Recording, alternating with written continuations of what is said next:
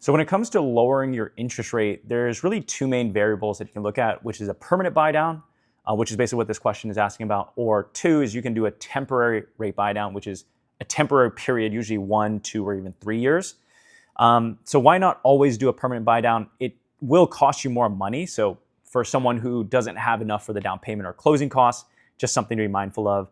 The other thing is whenever you're doing a permanent buy down, you want to do a break-even analysis, meaning if I pay an extra $2,000 for this permanent buy down and I save $100, you do $2,000 divided by $10, you'll be left with a break-even per month, right?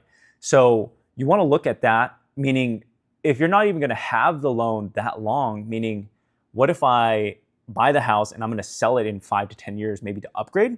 Then the permanent buy down needs to be, you need to break even sooner than that timeline. Now, some situations you might be like, well, I can't predict the future because if I did, then I would win the lottery. So there are some situations where you have to add in some uncertainty to that, formula, if you want to call it that.